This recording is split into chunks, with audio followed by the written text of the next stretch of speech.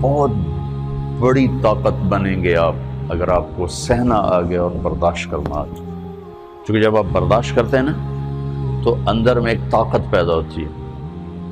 وہ طاقت آپ کی روح کو پرواز دیتی ہے اور اگلوں کے لیے تسخیر کا کام دیتی ہے.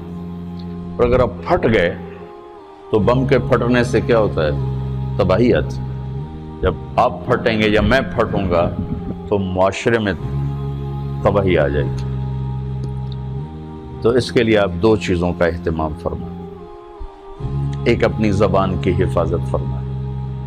آپ اس 400 کے معاشرے میں کوئی غیبت کرنے والا نہ ہو، کوئی جھوٹ بولنے والا نہ ہو، کوئی کسی کو طنز کرنے والا نہ ہو، تانا دینے والا نہ ہو.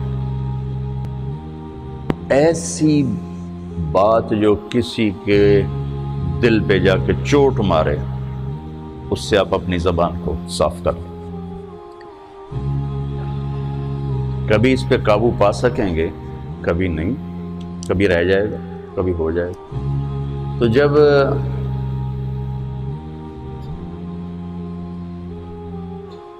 ہاتھ سے نکل جائے بات تو پھر اللہ نے ہمارے لیے توبہ کا دروازہ رکھا ہے. 2 نفل پڑھو، اللہ سے معافی مانگو، جس پر زیادتی ہو اس سے جا کے معافی مانگو. اس سے آپ کی مزاج میں ٹھہراؤ آ جائے گا.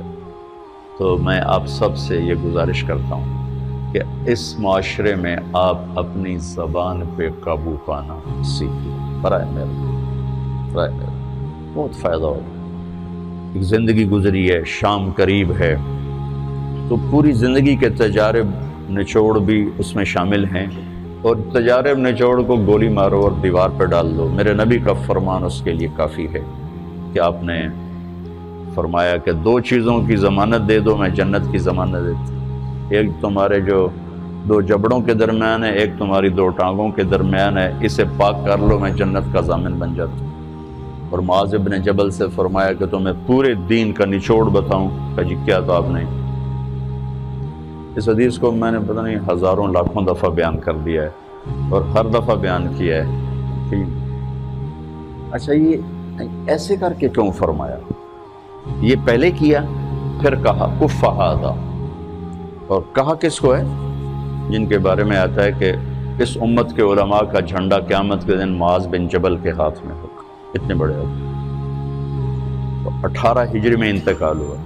1434 ہجری میں اردن گیا تو ان کی قبر سے خوشبو آ رہی تھی.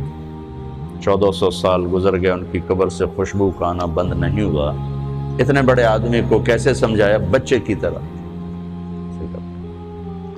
معاذ اس زبان پہ قابو. تو آپ سب کو، اپنے آپ کو بھی کہتے ہیں،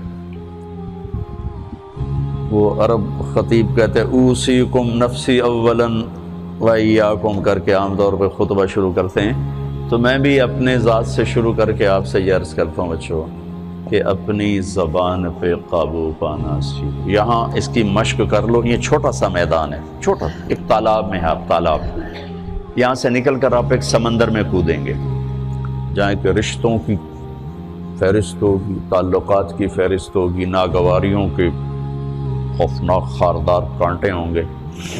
کہیں کہیں پھول ملیں گے ورنہ کانٹوں سے بھرا جہان ہے. اگر آپ نے یہاں پریکٹس کر لی تو پھر آپ اس میدان میں جا کر انتہائی خوبصورت معاشرے کا فرد بن جائیں گے.